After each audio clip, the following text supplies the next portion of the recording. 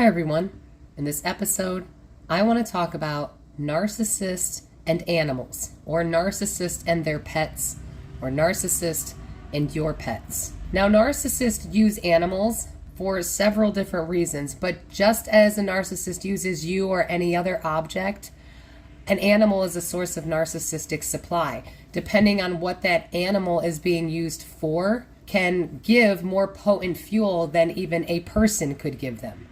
A narcissist likes having animals for control. A narcissist likes being able to control animals, train the animal, get the animal to do their bidding on their behalf. When you see people who train animals to attack and be nasty to certain people for no reason, that's something a narcissist does. They groom or train their animal to behave that way. And that is ultimately what, narcissists do to their children and other people. It's all about conditioning the animal to behave or react a certain way to a narcissist's command. And what a narcissist does with their animals is no different than what the narcissist did with you. The narcissist conditioned you to behave a certain way in order to get their needs met while you were receiving the bare minimum to get your needs met.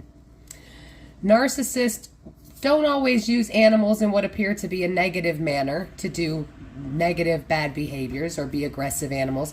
Narcissists will use pets as narcissistic supply, again, for control, but for attention and validation. That is why you will see a lot of narcissists going overboard with their animals, or how they present themselves or their animal. Or they like to put their animals in dog shows and control their animals. A narcissistic parent will do that with their children, will basically live vicariously through their children. And narcissists feel that way about their pets, to put on a show, because it's all about a show. So narcissists will use their pets to put on a show to get narcissistic supply from other people. And the pet is a source of narcissistic supply itself, because narcissists love that the animal is dependent on them. Narcissists will also use animals, any animal, to triangulate with people. When a person is in the devaluation stage with a narcissist, the narcissist will use animals to triangulate you, to devalue you. They will put the animal ahead of your needs. They will tell you how much they miss your animal, but don't tell you that they miss you. I know that from personal experience. My quote-unquote mother, she would always triangulate me with animals. She even had a dog. She was triangulating me with her dog to the point the dog attacked me, and I was just a little kid. But she, as I got older, would tell me how much she missed my dog, but she would never say that she missed me. She would want to know how the dog is doing, but she would never want to know how I was doing. She would always say that she loved the dog, but she would never tell me that she loved me. So narcissists will use animals, and they will use your own animals against you to triangulate you. I mean, just as the example that I gave you. Now, so we know that narcissists use animals, for control. They use animals to gain narcissistic supply. Narcissists also use animals to look normal. And I mean that in the biggest quotes possible, normal. Just the same way a narcissist will use marriage and children to portray an image of being normal, of being this perfect family, or this type of way, or this type of person. A narcissist will get animals to portray whatever character or mask that they want the world to see. If it's somebody that's trying to portray themselves as a family man, he might get a Labrador Retriever and have this dog just as a tool to get narcissistic supply and to lure other sources of supply in.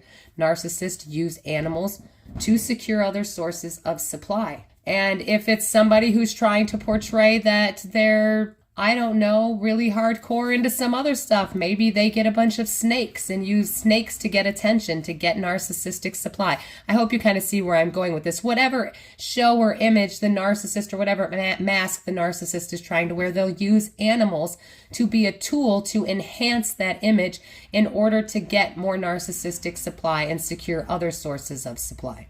The thing with narcissists and animals, and this is the touchy part, is the neglect. Narcissists are notorious for neglecting their animals. Now, I know I talked about narcissists who are over the top with their animals to gain narcissistic supply, but just as a narcissist neglects you in private, the narcissist neglects their animals in private. The narcissist devalues animals the same way they devalue you. The narcissist devalues things in order to get narcissistic supply to regulate themselves. So behind closed doors, a narcissist may have had a bad day at work and come home and displace all that anger onto their pet.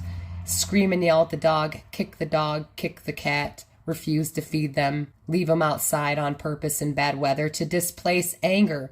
And then they project onto animals, calling the animal stupid, to use the animal as a container, hold their emotions so that narcissists can regulate themselves. Narcissists use animals, their animals, your animals, to do the same thing they do to you, to regulate themselves, to get narcissistic supply. Narcissists see everything as objects.